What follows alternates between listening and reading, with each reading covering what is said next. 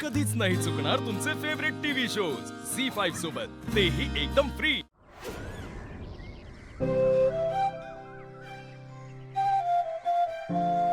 मीरा, अगे राधाताई, अगं तू काल अचानक कुठे निघून गेलीस?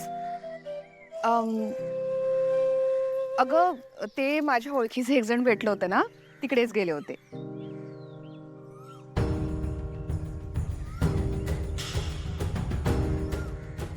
अरे वा, किती छान रांगोळी काढली आहेस ग। आवडली तुला? प्रचंड आवडली। पण तुलाही कोणी शिकवली आहे की तू तुझ्या मनानेच काढतेस? मनाने नाही अगं, पण मनात कोरलेली रांगोळी आहे। माझ्या आईने आणि ताईने शिकवली आहे मला। छान आहे खूप।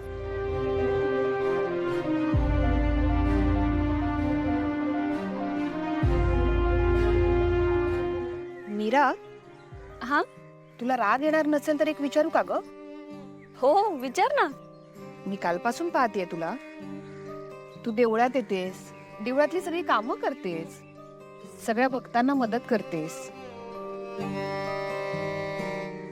पण तू देवीचं दर्शन घेत नाहीस का?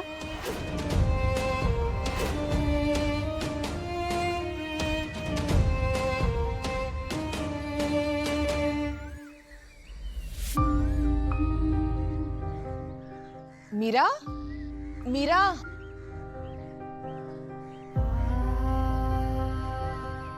मीरा अगं,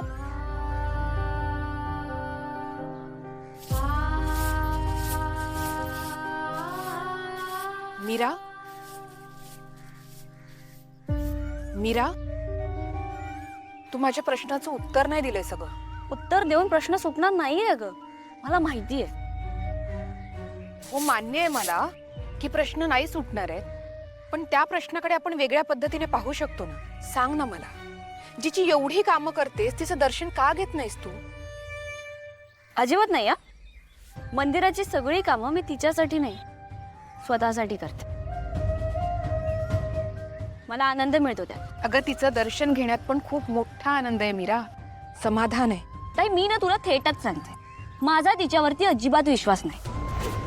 ती तिच्या भक्तांकडनं सतत काही ना काही हिरावून घेत असते, त्यामुळे तू असं समज की माझा आणि तिचा खूप जुना तंट आहे। मीरा, मी काय सांगते ते एकदा ऐकून घे। अगं सगळ्यांना नवसंजीवनी देणारी महाशक्ती आहे ती, सगळ्या जगाची आई आहे, आणि आपल्याच आईशी कोणी भांडतं का? आणि तू म्हणतेस तसं ती कोणाकडून काही हिरावून नाही घेत ग, उलट भरभरून देते, संकटाला धावून येते, आपल्या लेकरांवर अपार माया करते, आणि तू तिच्याशीच दावा मांडलायस? ताई ऐक ना, आपली ओळख ना फक्त एक दिवसाची आहे। तुझं नाव माझ्या बहिणीसारखं आहे म्हणून मला तुझ्याशी बोलावंसं वाटलं। पण हो, जर तू सतत तिचा विषय काढणार असशील ना, तर मला तुझ्याशी बोलायचं नाहीये। अगं